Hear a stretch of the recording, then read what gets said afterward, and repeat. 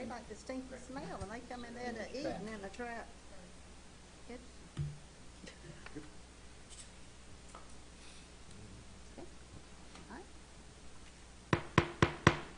okay, we call this meeting to order, and we have a quorum with all members present. Are there any amendments to the agenda? Yes, ma'am. Madam Chair, I would like to amend the agenda to add gym bleachers to contractual considerations. And would also like to change the order of executive session and move contractual to item A. Personnel resignations, recommendations, item B. And legal matters, item C. Do I have a motion to approve? So moved. Second. Okay. All those in favor? Aye. Thank you. All right, and I believe I have the invocation this evening. Dear Heavenly Father, we just thank you for this rain, Lord, and we just think it's as the rain is washing, that it is washing away this virus, Lord. We just declare that in Jesus' name. And Father, right now I would like to thank you for all of our teachers, all of our staff that have just worked so very hard since schools were closed, and for their hearts, Lord, toward their children that they didn't get to see.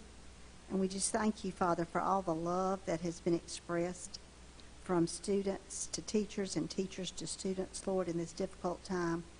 And Father, we just ask now that you give us your wisdom with the things that we decide and discuss this evening, and I ask all these things in Jesus' name. Amen. Amen. Okay, please join me for the Pledge of Allegiance. I Pledge allegiance to the flag of the United States of America and to the republic for which it stands, one nation, under God, indivisible, with liberty and justice for all.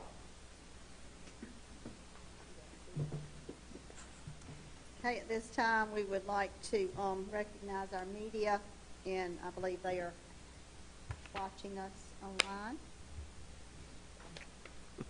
Okay. All right, and without objection, the minutes of the April 27th, 2020 board meeting will be approved. Okay, all right, and now our first action item is Dr. Carey with the second reading of the calendar.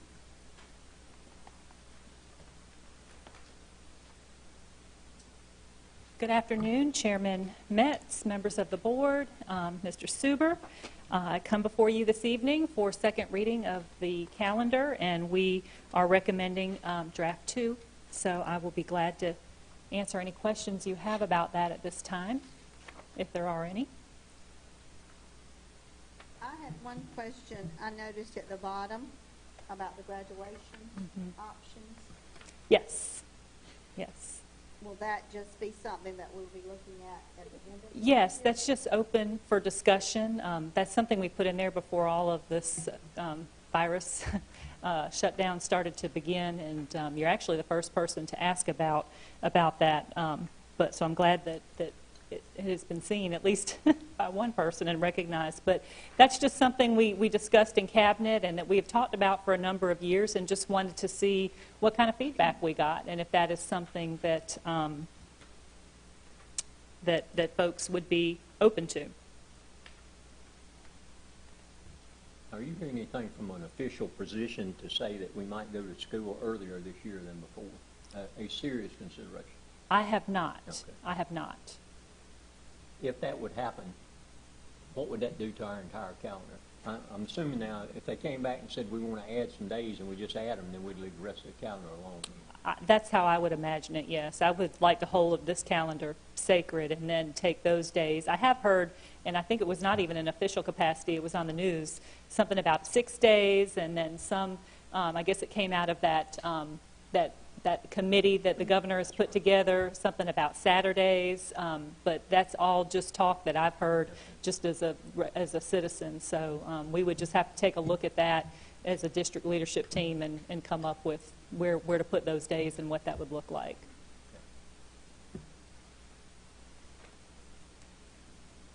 Madam Chairman, I move to accept this budget or this calendar for second reading. Okay, do we have a second? Second. All those in favor? Thank you.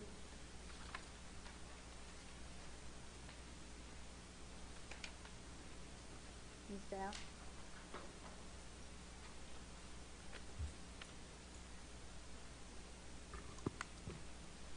Okay, Chair Metz, the members of the board, and Mr. Suber, as we do this time of year, we are bringing to you the superintendent's authorization to apply for any available federal, state, foundation, and other special funded programs for the fiscal year beginning July 1st, 2020 through June 30th, 2021. And this is something that just is required for your approval for any types of grants available to us in these funds. Do I have a motion? So moved. Move. Second? Second. Okay, all those in favor? Aye. Okay, thank you. And next, we also normally bring this to you during our second reading of the budget. We are required every year as a note in our budget to get your an approved action item that we will appropriate our debt service funding every year. And it's normally part of our general fund budget. However, we've already approved a continuing resolution upon the advice of our legal counsel, bond attorney, Theo DeBose. He did say that we would need to bring this as a separate item to you as approval to appropriate $5,485,750 toward our debt service payments that we will have to pay for the year 2021. So, Ms. Dowd, several years ago, we saw a spreadsheet that kind of had this whole thing laid out. Is 2005 the earliest bond referendum we're working on, or is there an older one? This was the beginning of our installment purchase revenue bonds. I understand that. Yes, sir. What year did that start in? 2005. Okay. So every year, when you say this, you're still going back, even though we're paying off bonds from years after that, you're still using this as a reference to that? Yes, sir. Okay. Yes, at the beginning of it. That's what they're still referencing whenever we pay them. Okay. Yes, sir. We have a motion? So move. Second. All right, all those in favor? All right, and now Thank you. Thank you. Now we move to our staff reports. Carrie? Good evening again, everyone. Just a little bit about continuity of instruction. Our packets, our third and final packet, and any others that had not been turned in were all turned in with the due date of May 14th. So we collected those from 9 to 1 on Thursday. And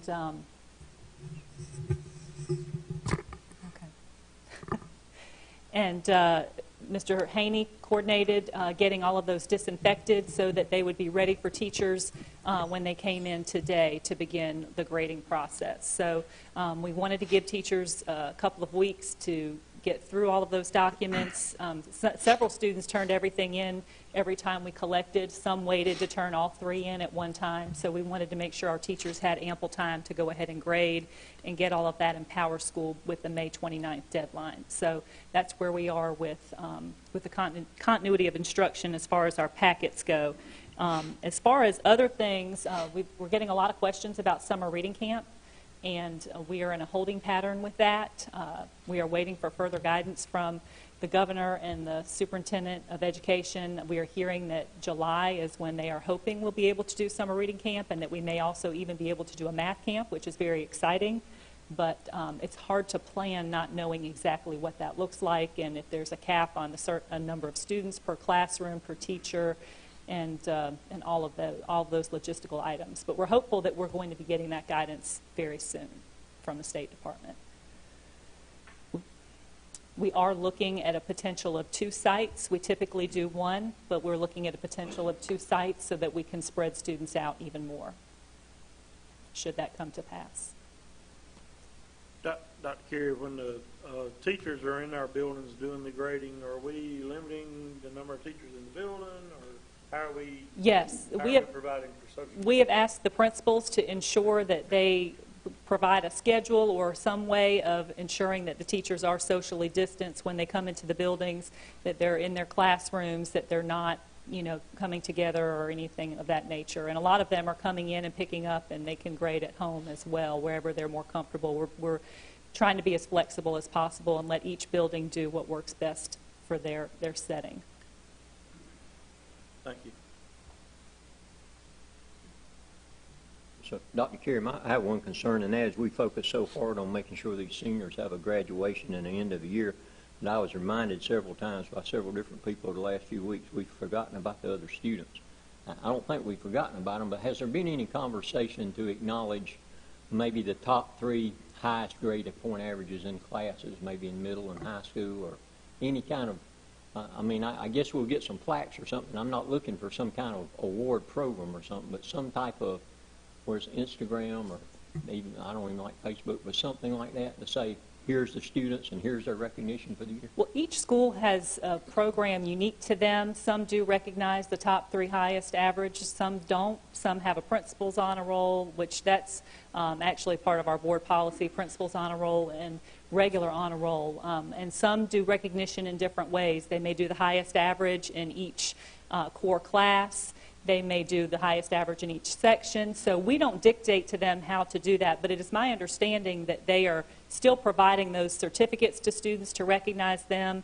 One that comes to mind is Newberry Middle. I know they prepared individual certificates for each of their students as they came through to do final packet drop-off last Thursday, and presented them with that. And I think for the 8th graders, they did a cheer for each student. So they are doing that according to what their normal practice would be, just not publicly. But we have a leadership team meeting tomorrow with the principals, and can certainly encourage them to use social media to make sure those students are acknowledged, whether it's the honor roll, the principal's honor roll, whatever their designations are.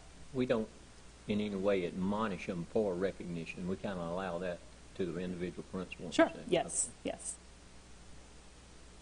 Good question. All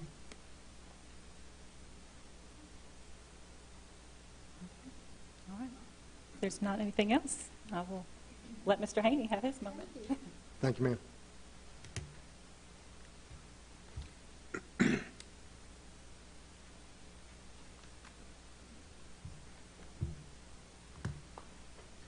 Madam Chair, members of the board, Mr. Suber, I bring to you the continuity of operations. I'll start with cleaning. As Dr. Carey has already mentioned, and throughout this process is always instruction and operations always working together. So as the schools have been collecting instructional packets, we've had ABM go in behind that process and disinfect those classrooms before the teachers start pulling those materials for grading. ABM has also at this time started the process for summer cleaning in several of our school facilities to try to get ahead. Our construction projects, we have continued that process a lot through the format of Zoom, as far as talking and meeting with architects, engineers, and contractors. The project for the restroom renovations at Newberry High School and Mid-County Middle School, and the kitchen renovation at Whitmire Community School, we have already had the pre-construction meeting. We actually had our first construction meeting tomorrow for that project at Whitmire Community School. And then the pre-construction meeting for the cafeteria roof replacement of the Whitmire Community School cafeteria and dining area is also tomorrow at the school. So we've continued that process with construction. In fact, we're ahead, and glad to say that the construction process will actually be able to start early, which will help with that summer timeline. So the big project with the restrooms and kitchen, they'll start some mobilization this week and getting started on those projects. Our meal plan, and I'm going to share with you an updated spreadsheet.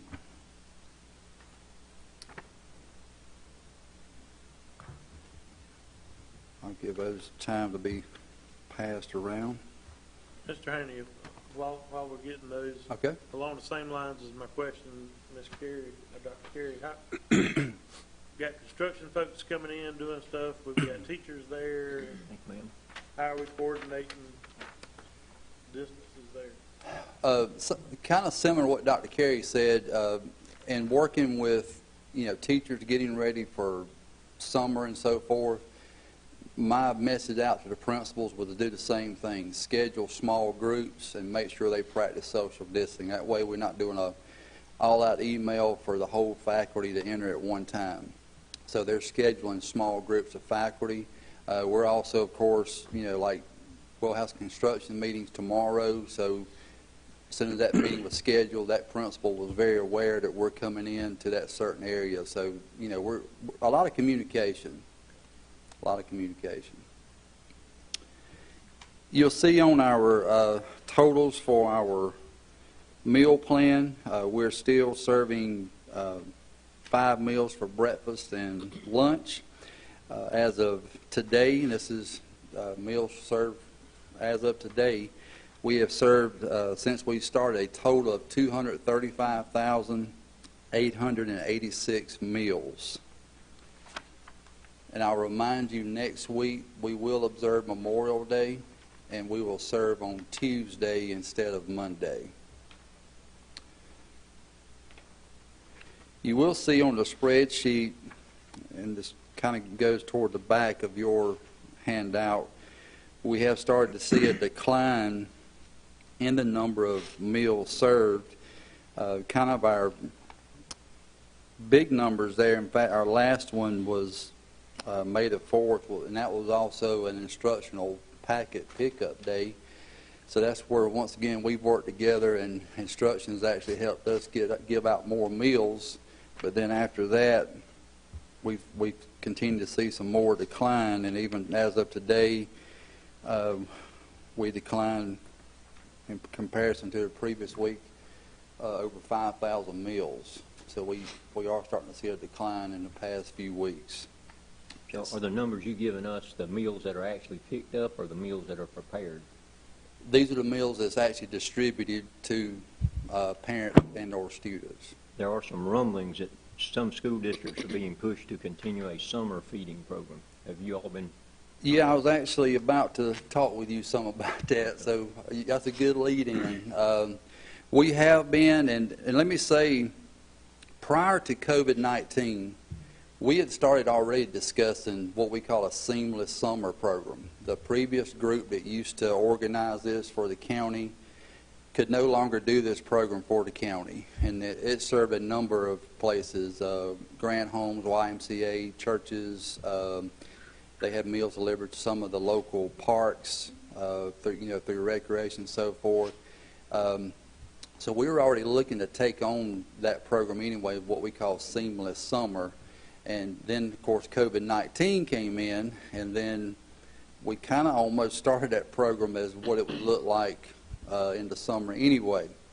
But one thing we have heard through child nutrition and transportation concerning summer meals is other districts are planning to cut out the use of buses delivering to certain sites and go to school sites only. And that's one thing we did want to discuss with the board tonight as we see these declines. And I'll just say, when we first started our bus routes, we were starting each bus with enough meals for 100 students.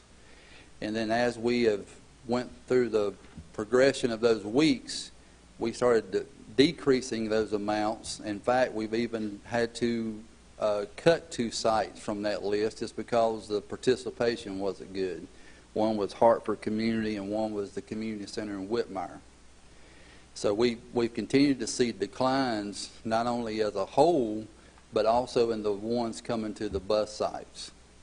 And you mentioned, is that food prepared? We're bringing back a lot of food actually from the buses.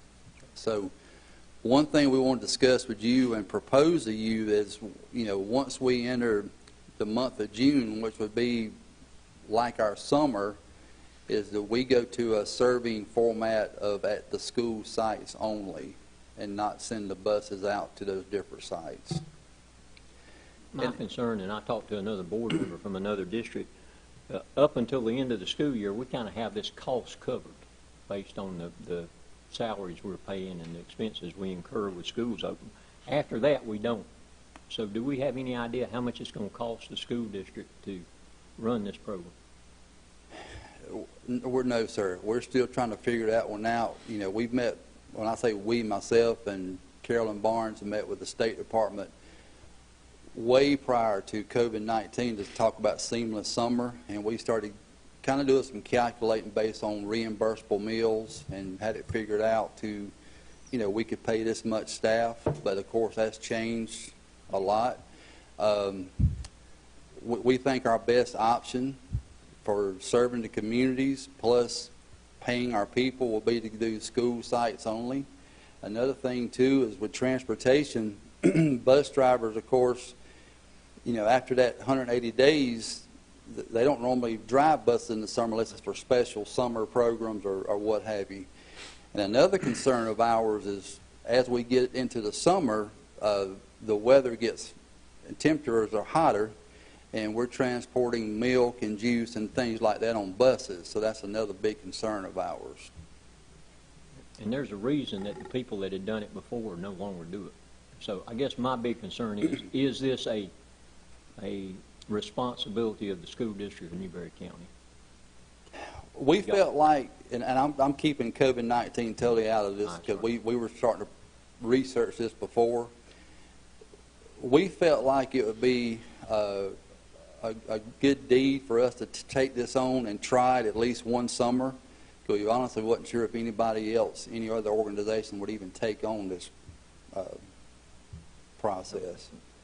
So we did want to take it on for one summer to see how it worked for, you know, our child nutrition program and the community. It's been successful in the past summers, but it's something we've never done before as a district. If I may interject something, what I do think is before we make a final decision that Ms. Barnes and those can crunch those numbers and see what kind of reimbursable meals we're going to get and whether it is going to cost the school district any extra money, and is there any other federal funding that might come that would allow us to do that at no cost to the school district, and we can certainly get you those answers. And that was going to be my next question. How much reimbursement will we get, or will we get any for the summer feeding? You will get some. I don't have those figures with me, but I can definitely get them. But you will get your reimbursements. Okay. Is the program we're talking about geared toward children, or is it for anybody? It's actually the same format, and that's kind of what I mentioned before. We kind of went in that seamless summer because of COVID-19 early, but it's still the 18 and below age. Mrs. Barnes, typically can do that calculation based on the number of meals she's expecting to serve, and she's been doing it all along for the COVID program as well, being able to base what she feels like her reimbursements will be in her expenses. So she's pretty good at doing that and giving us a heads up as to whether or not she feels like that's going to be. One parent told me this week that they don't know what they're going to do with this food they've been getting. They can't possibly drink the milk. They're going to throw it out. But they think they're helping the school district by going by and getting this. Is that a fair statement? Are you helping the school district if you go pick up these meals? Our numbers do help, Based on and I think okay. I've had to correct some people in different communities also. They thought it was only for certain students and so forth. And no, this is for everybody. We need everybody to come pick up their meals. This is for every student. In fact, it's honestly for kids that's not yet our student. It goes to 18 down. Well, what I understood Ms. Barnes is saying, the reason I kind of push that way is if we can get reimbursed for enough meals, we can kind of offset the cost of some other things. So if we can stimulate some interest in it, like you said, the Whitmire Community Center, there's no need to even try it there. I mean, but, you know, if it's going to help the school district and we can feed a few children in the process, we might can push it and make something happen there. A lot of the people that really could use it are too lazy to get up and come get it. So there are some other groups that would help with some of that, some ministries. Yeah, I want to jump in here. Sorry. Yes, sir. I wanted to ask about transportation and mainly about think about the students who ride the bus to school who may not have that transportation to come pick up food. Hopefully that's a conversation you all are having, and not forgetting about those students who may not have a ride to come pick up food if we do stop the buses, or what that may look like. Just as a conversation, just to think about, if we only do it at the schools, are the students who really need it, will they really get it? So that's just a conversation I would like for you all to have, and to think about that. I'm sure y'all already have that conversation, may have thought about it, but keep that in the back of your mind as we move forward and think about only doing schools only. So That's a good point, Mr. Curtin. We have had that conversation, and we have found out at our different school sites, you know, 'cause we've been doing this since March now, and, you know, a lot of these child nutrition workers and some of the school staff, and we got SROs even there, they knew a lot of the parents already, but then, of course, some are going to schools that maybe their child don't normally attend, but by now they're starting to learn even those people. And we have found out just from those relationships that you got several, could be relatives, could be neighbors that says, I'm also going to pick up for, you know, these kids that live beside me, and because of those relationships, we have a lot of people picking up for others. Cool. Thank you. Thank you. Well, summer feeding is not new. I mean, we've been doing that, like over at Newberry Middle School for several years, haven't we? We have done some of that for some of our summer programs, Okay. for the students attending those summer programs. So one thing, like I said, we want to propose, because we do need to get this communication out to parents with next week. Of course, Memorial Day is on Monday, and then we're quickly into June, is that we, starting in June, when we'll normally be starting our summer break, that we go to school site serving only. And will it be the same, like on Monday, they will pick up all 5? Yes, ma'am. Mondays, 5 meals for breakfast and lunch at the same school sites. All right. Any other questions for operations?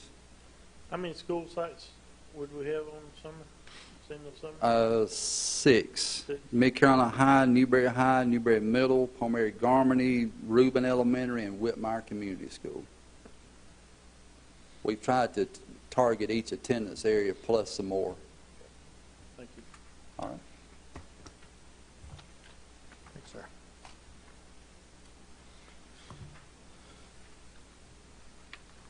Good evening, Madam Chair, board members, and Mr. Suber. As you heard from Mr. Haney earlier, another one of our feeding sites have been dropped, which was the Hartford Community Center, where our students zoned for Gallman, Newberry Middle School, and Newberry High.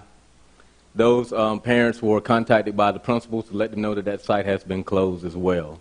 Also want to inform you that another one of our activity buses are parked out there in our parking lot for Newberry High School. So we got 2 out of the 3 that are actually in our bus parking lot. So we're waiting on one more to be completed, and that's all that I have at this time. Are there any other questions? Dr. Hunter, how many buses are we currently using in the feeding program right now? Right now we had 11 sites. We have 10 sites now, so that drops us down to 12 bus drivers that we have, one as a backup if we need that. So when we see these 6 schools, there are 4 additional sites that we're driving to? Yes, if I'm not mistaken, what Mr. Haney stated earlier about the summer reading, I think those were the sites that we had for the summer reading that you stated earlier for the 6 sites, and we added those additional sites where actually the meal pickups are at the buses at those other sites. And when that happens, the bus just pulls up to an area you designated? Yes, yes, sir. Okay. Yes, and actually you had that, I think, at the last board meeting I presented that to you all, that you had all the sites that were located for the students to get their meals. Good. Yeah. I wondered, in your position, are you hearing anything from the State Department about how we're going to bus children in the fall? No, sir. No brainstorm. That seems to be the hardest. It's going to be interesting, I'll be honest with you. I agree. I'll piggyback on that, and this is just simply reading the paper and seeing some emails that come out, but the task force that has been formed with Superintendent Spearman and that task force presenting back to the governor It is my understanding that they want everything that they've asked for from school districts by May the 22nd, so it looks like they're gearing up to make an announcement towards the end of May or the 1st of June as to what summer reading programs may look like, what other programs will look like, including athletics. There is a committee, a task force that has been formed to study that. I have been selected and have been now in 4 Zoom meetings with that group as well, and they want our information back to the State Department by May the 22nd. So I really think in the next 2-3 weeks, a lot of the questions you've got right now are going to be answered, but we just don't have the answers right now. I saw some guidance from the CDC today, and what they're expecting, I don't know how we're going to do it. They didn't even get into buses, but if they're expecting us to do everything that they said in that guidance that I read today, without taking busing into consideration, I'm not sure how busing occurs. So. Right.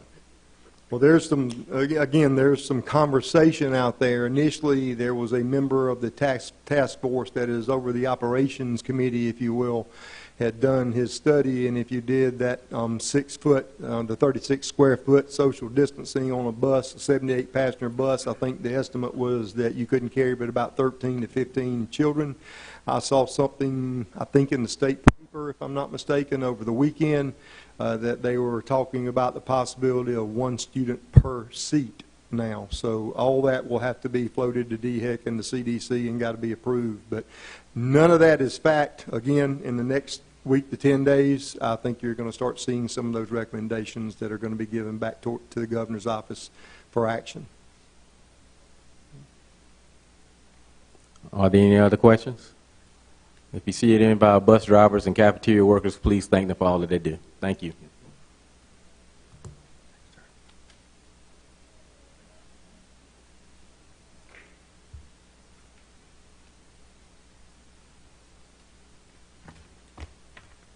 Okay, for the continuity of finance, just wanted to let you know that the General Assembly did meet, and their session officially ended at 5 o'clock on May the 14th. According to the sine die resolution that was passed, the Speaker and the President could call them back anytime after that. But they are scheduled to meet for certain September 15th through September the 24th, which they would end by 5 p.m. on that day. They could be called back after that time, but they may not meet after November the 8th. So that basically is the time frame that we're looking at to try to pass a budget for 2021 when they come back in September, which will be interesting because it generally takes a lot longer than that for them to pass a budget. But one of the things that I'll remind you of that is suspended due to the continuing resolution is our teachers. The statement on the salary schedule is exactly the same when we start 2021 as it is for current year 1920. Step increases are suspended, so salaries are basically frozen for everyone at the level that they are this year. And the other thing that's suspended is the 1% retirement increase for next year. We were, as we've done for the past several years, we've had an increase in employer share of 1%. That 1% has been suspended in their resolution. So just a little bit of information as far as that's concerned. Other than that, I really have no additional budget information or finance information that is really any different from anything that I've already shared. Ms. Dowd, last month you told us, you gave us a number of something you expected. I think the State Department had given you some money from the CARE Act. Yes, sir. Since that time, I've heard everybody and their brother holding their hand out for that money from the CARE Act. Mm-hmm. Have you had any clarification on that anymore? What we have had to do is sign, Mr. Suber signed an actual, a form stating that we are aware that we are to receive COVID funds. However, we have not actually received, they are completing the application from their end at this time. We have not gotten the application from our end. Once we get that application, there are 12 buckets that you can actually budget those funds in. The 12th bucket is pretty open-ended, leaves you the most flexibility. My thoughts on that is that's probably where most of ours is going to go. You know, you can do a lot of things with those funds. In our unknown and uncertain situation, we want to be as flexible as we can. But we are also told that it can be amended. So once we do budget those funds and give them an idea of how we feel that we may be needing to spend them, that can also be amended and changed. These funds are federal. They're going to be treated as such. Basically, you do them like our other federal funds, where they're going to have a budget submitted. We're going to have to actually claim the funds, you know, and send in monthly reports, all of that kind of stuff to them. And it can be amended as our federal funds can. So it's definitely going to be something that we don't really know at this time, because it's hard to know. It's hard to know where you're going to need all of those funds right now when you really don't know what your 2021 budget is going to look like. Do you see anything in that would let us make like California, the governor proposed a budget and said he's asking all state workers to take a 10% reduction in pay. I believe we're going to see a lot of that as sales tax revenue and everything rolls in. Is there any way to use some of that to make up? Yes, it is. Absolutely. It is. Yes, Yeah, sir. and that's why we want to have as much flexibility with that. Good. And so that's our intentions. Good. And we have had that same conversation, because you can use this money for what they are referring to as continuity of operations. Good. And with the revenue picture being bleak and us doing a continuing resolution, and we've had this conversation before, but if the revenue picture doesn't look good and we don't get the revenue that we had last year, then we're looking at a deficit of what we had this year that we are presently in. But it's our understanding we can use that money to try to avoid furloughing or cutting days and make sure that we keep our staff members whole. So that would be our plan, and we'll be very conservative with that money until we find out what the revenue picture looks like. I know you will. I appreciate it. I don't hear any clarification about it. Everybody's just saying, well, we're going to get $10 million from the CARE Act, and we're going to get this. And now the legislature said, we'd like to control all of it. We'd like for everything to go through us. So I could see it being complicated. Yes, sir. I agree. Okay. Any other questions? Thank you.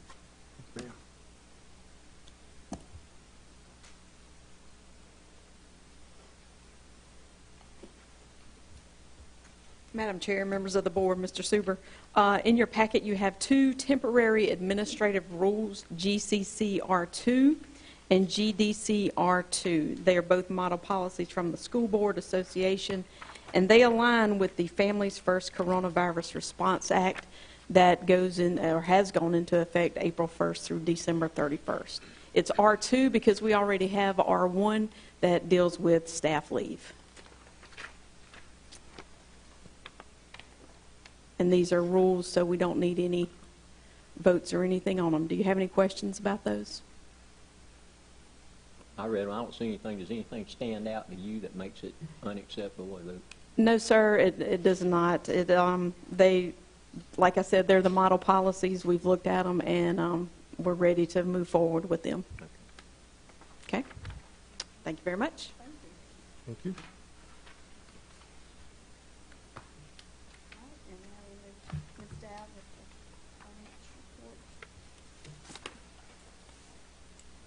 Okay, you should have a copy of the cash flow report in your board packets. The prior month's ending balance was $24.4 million. Deposits for the month of April are $5.8 million, and claims are $5.2 million for an ending balance of $25 million, April 30th. The next page breaks this down by fund. General fund, $15.5 million. Federal projects, $5.1 million.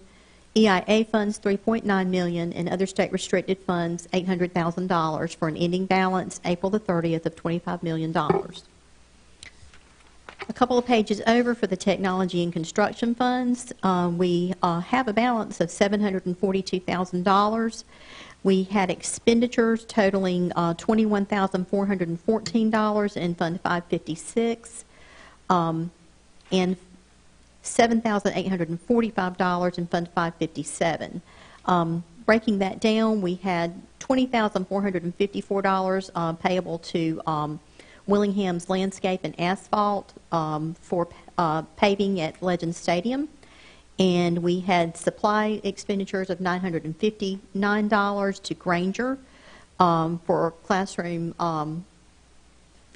furnishings, and additional Willingham landscape and asphalt of $7,845, also for Legends Stadium, for a total of $29,260 for the month of April.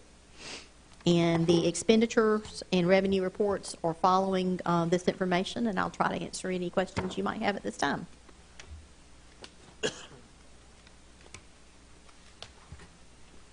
Thank you.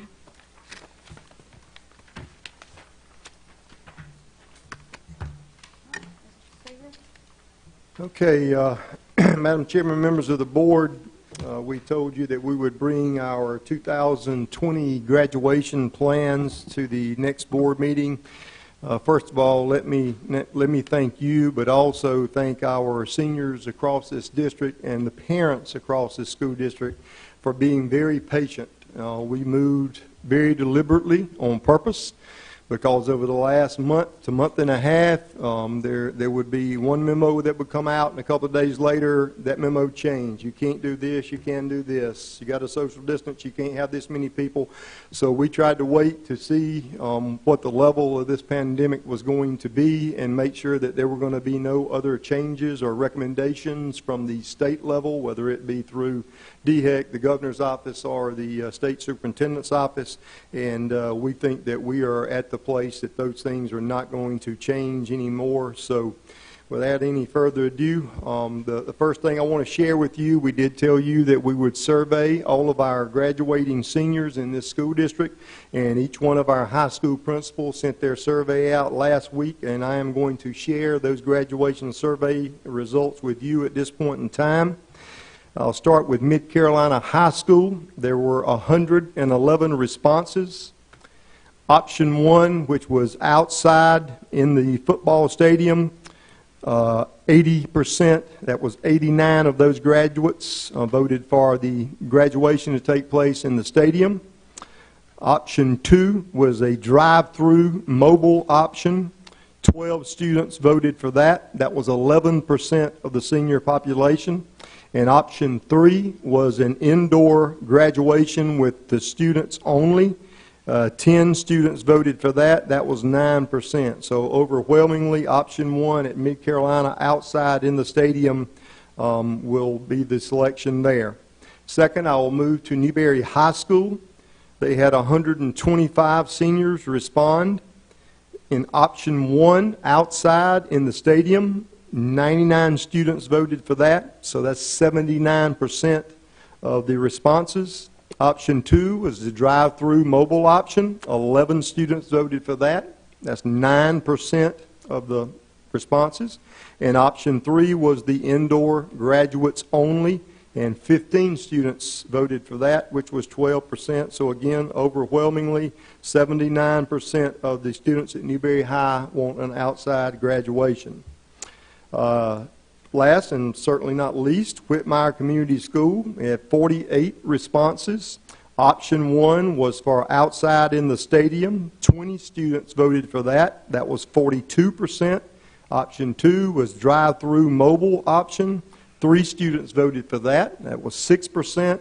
And option 3 was an indoor graduation, and at Whitmire, because of the size of the graduating class, it is possible to allow 2 tickets per student in the gym and still be socially distanced with the graduates and the ticket holders. And 25 of Whitmire students voted for that at 52%. So the 52% was selected, and Whitmire's graduation will be indoors with 2 tickets per graduate. And I will share those schedules with you as well, and dates and times. The first graduation will take place at Whitmire Community School on June the 2nd at 7 p.m. because it is an indoor graduation. We're not worried about weather there. It will be indoors in the gymnasium, as I just told you. Due to the graduation class size, Whitmire can provide 2 tickets per graduate and maintain the social distancing guidelines that are presently in place by the state. All graduates and ticket holders will be socially distanced in the gym, and a traditional ceremony will take place. The graduation will be live streamed because they've got access to fiber in the school, obviously, and all graduates will receive a commemorative videotaped copy as well. We have contracted with Splash Omnimedia, which is our advertising firm, and they have agreed to do a very nice videotape. The schools are getting some memories together from the seniors, and they're sending that to Splash. As a matter of fact, tomorrow we have a leadership team meeting, and we're going to keep our 3 high school principals afterwards, and we're going to have a Zoom call with Splash Omnimedia to have discussions as to what they need and when they need to come do some site visits. So that will be a videotape like none other that has ever been issued in this school district. And I think I've shared this with you before, but that videotape will be at the cost of the school district and will be a very small token of our appreciation for the graduates and the patience they have had in us getting through this process. At Newberry High School on June the 3rd at 9 a.m., there will be an in-person social distancing ceremony. Graduation outside to take place at Mike Ware Field with a limit of 2 tickets per graduate. All graduates and ticket holders will be socially distanced in the stadium. This graduation will be videotaped and a commemorative copy will be presented to each graduate. We do have to establish rain-out dates for the outside ceremonies. If Newberry's graduation on June the 3rd is rained out, the rain-out date will be Saturday, June the 6th at 9 a.m. The rain-out date for Newberry High is Saturday, June the 6th at 9 a.m. Moving to Mid Carolina High School's graduation, it will be June the 4th at 9 a.m. It will also be an in-person social distancing ceremony held outside. The graduation will take place in Lon Armstrong Stadium with a limit of 2 tickets per graduate as well. All graduates and ticket holders will be socially distanced in the stadium. This graduation will be videotaped and a commemorative copy will be presented to each graduate. The rain-out date for Mid Carolina High School is Friday, June the 5th at 9 a.m. Friday, June the 5th at 9 a.m. We have already been to all 3 sites, and we have walked the sites. We've had security out there. The Sheriff's Department was represented. Obviously, the school's representative, operations, technology. We will do that again, but we've got a pretty good grip on where we're coming in, how the traffic is going to flow. It won't be necessarily the same at each stadium because of where the graduates are coming in and how the patrons are going to be seated. But the high school principals will now, and we'll meet with them and have some of this conversation tomorrow, and we already have. I met with them for about an hour and a half, 2 hours last Wednesday or Thursday afternoon. But they will send their graduation details more specific to their campus and the order of operations for the graduations. And once we do that, I'm going to let them allow us to see it one more time to make sure we've got the security covered and everybody that needs to be in place to make sure we've got a smooth graduation. Once that is approved, it will be released to the media. It will be posted on the district's website, school website pages, and Facebook pages and things of that nature. So that is our graduation schedule and the graduation plans for the class of 2020, and I will be glad to entertain any questions you may have at this time. Mr. Stuber, on the 2 tickets per family that they get, that was established by the Department of Education? That is not the correct. district? That was the recommendation of the governor of the state of South Carolina and the state superintendent of education. Okay. Yes, ma'am. I have a question. At Newberry High School with the renovations, is there an option to live screen there or no? There are, and the reason I didn't include it, but since you asked the question, I'll answer it. We want to make sure. We were having some issues with the fiber out there during the football season, and we've already met with our technology department, and they are checking everything out to make sure that if there's a repair that needs to be made, it can be done. I will share this, and this is tentative. There is no fiber at the stadium at Mid Carolina High School, nor is there any fiber at the stadium in Whitmire, and that's another reason that Whitmire's graduates wanted to go inside.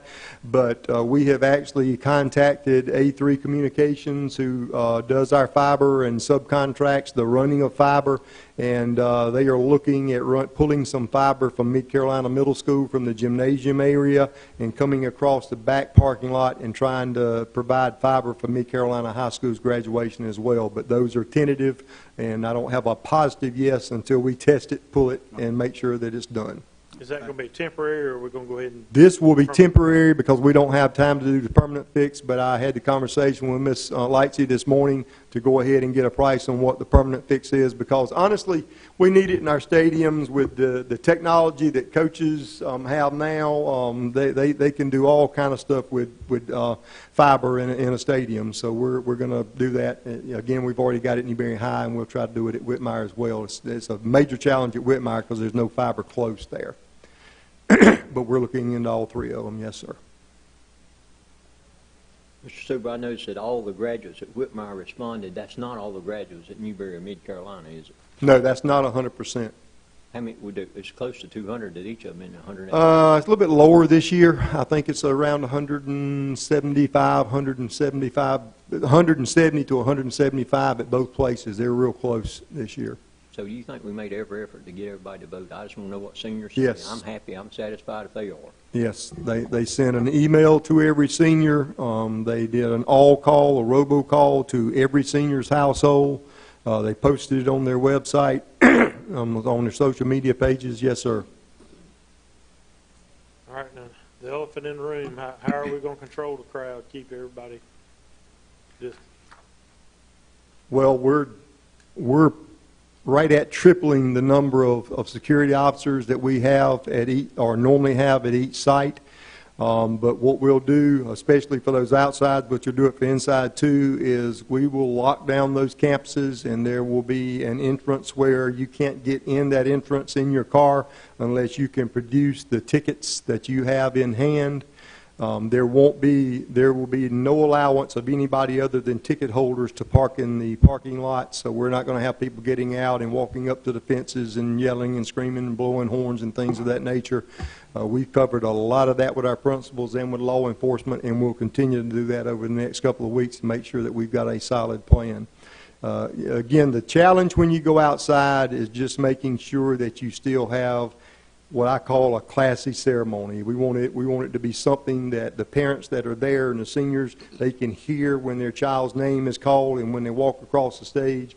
And you just got to control the crowd to be able to do that. And I think we've got those plans in place. And Sheriff Foster, let me go on and praise the Sheriff's Department and ensure if we need some assistance from the local municipalities. I know that the local chiefs of police will help us as well, but they have been most accommodating. And I was worried about the numbers, and I talked to Sheriff Foster a couple of times last week, and he assured me if we've got to pull people out of the offices, we will make sure that we have your graduations manned. So they're being very supportive through this process. Don't you think some faculty and coaches can help with security? Yes, sir, and they will be doing that. And the principals have already contacted them as well. They'll have to come in and do some training because it's going to be something new. I mean, we're going to have to make sure that, number one, when people sit down in their social distancing seat, that they stay there, and certainly if somebody's got to get up to go to the restroom or whatever, they're allowed to do that. But you also have to be cognizant of who you're walking by and how close you walk by with them as well. So all those things will be taken into consideration. Mr. Super, Yes, ma'am. on the outside for the stadiums there, I think that you had mentioned before that they would be skipping every other row in order to accommodate using the visitor and the home. Just the home sides. Just the home sides. Yeah, with the contracted sound, we're contracting all of the sound out, and the quality of the sound will not be good on both sides of the field. But the other problem with that is I just talked about the large number of people it's going to take to run this graduation. If you open up both sides, you're going to double that. Okay. It's just not feasible. Mr. Subert, did I not understand you, so folks won't be surprised? If the students, two ticket holders come together, they still will be seated the 6 feet apart. Yes, ma'am. 36 square feet per patron. And I have seen some districts that are saying a family can sit together, but that we can't guarantee everybody that comes in with a large number of graduates who's in the family, who's not in the family, and things of that nature. The majority of districts that I've talked to are doing exactly what we're doing. 36 square feet, 6 feet front, 6 feet back, 6 feet to your right, and 6 feet to your left. So the two ticket holders will be 6 feet from each other. That's what They I won't be said. separated in the stadium, yes. Right, but they won't be sitting. That is correct. That's what I thought. Okay. I have another question. Will the schools have speakers, or will we just allow the students just to be the speakers? The valedictorian and salutatorian will be the only speakers. At We're all not having schools? speakers because of the. Right. At all schools? Yes. Okay, thanks. Yes. Any other questions? How about school board attendance of these things? What my recommendation is, and I've talked to some of you individually as we have talked about it, but my recommendation to avoid, having too many people there, it's already going to be tight. Even outside, it's going to be tight in the stadiums and properly social distancing people. So I would recommend that you as board members, you're certainly welcome to come to the area that you represent, but that would be my recommendation to you as a board. You certainly can talk about it. You can have that conversation now, or you can wait and let me know later. If you're not comfortable with that, that's fine, but I do think that our principals, and we've already had this conversation with our principals because they have asked us that, and I told them the recommendation would be that you would be more than welcome to attend the area that you actually serve in your attendance area, but to alleviate overcrowding, to not come to all of them. But that is totally up to you guys, and we're certainly up for discussion. Well, if we wanted to attend, we should let somebody know, shouldn't Yes, we? There'd have to be seating arranged for them. and they're prepared to do that. Are you comfortable with that, or do you want to talk about it? We can certainly discuss that now if you want to. I more than likely will not be able to attend because of some surgery, so that will free up one spot. Because Okay. I represent folks from Newberry and McKinney, Yeah, and I thought about that. so if somebody will take my spot, that would be great. Okay. If you'll just, look at your calendar, report back to me, and let me know which graduation you plan on attending, or if you represent two areas, which graduations you plan on attending, I will let the principals know, and we'll have a reserved seat for you, those of you who want to attend.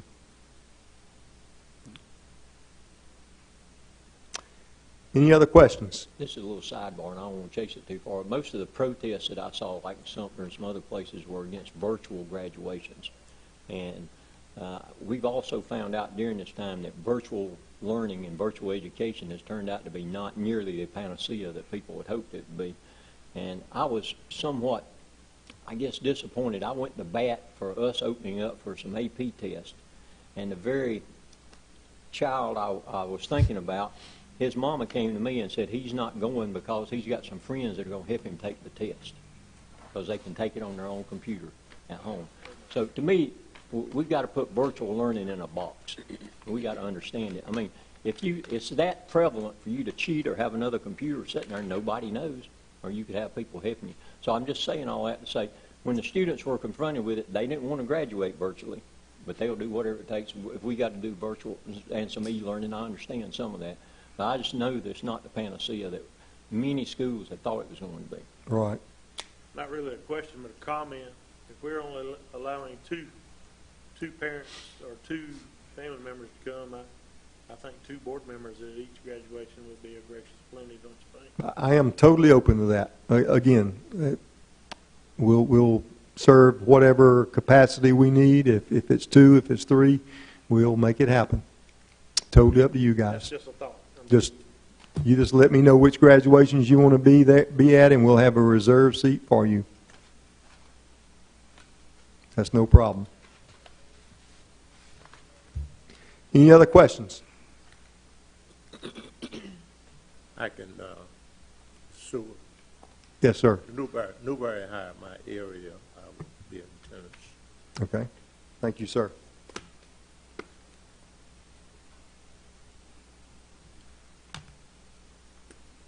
Anything else?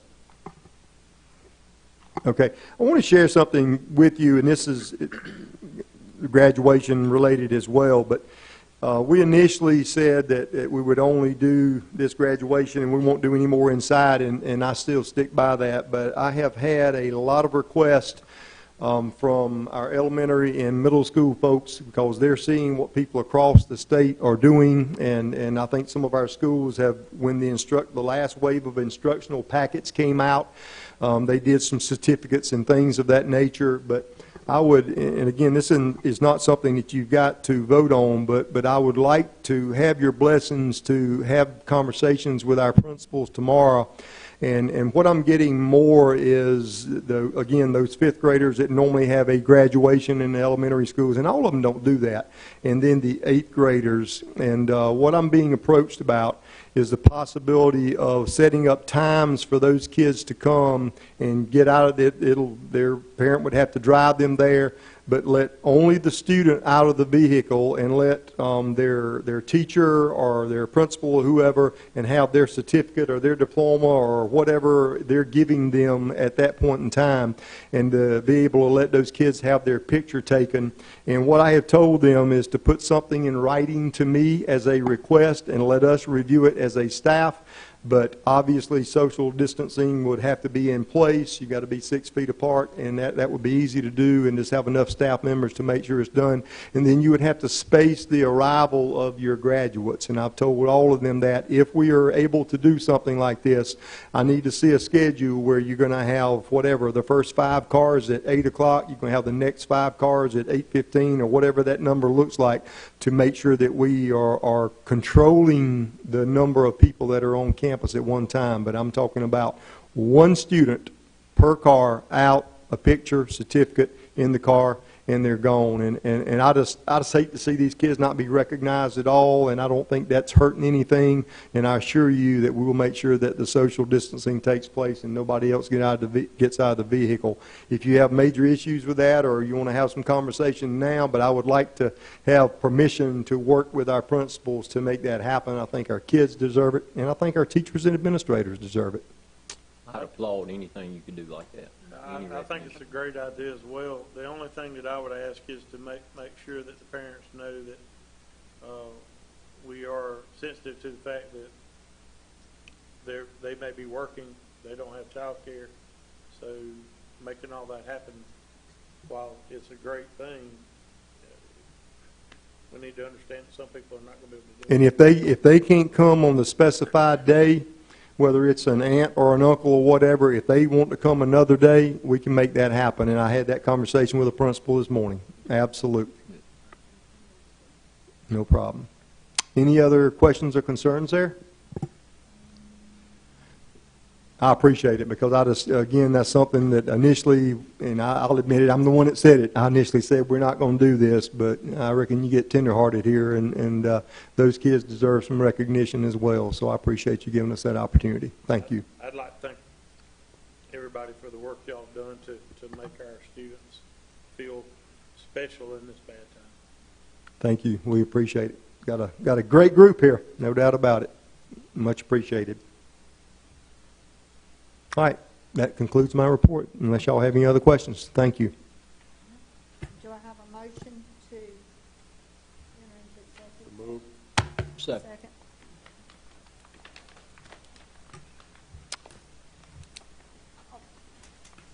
All right, Mr. Haney, you're on the agenda. You're tired of moving that chair, aren't You all right? you? You're tired of moving this? I'm just glad to get up.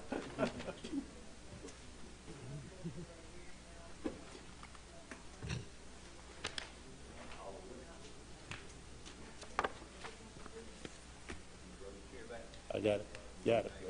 Got it.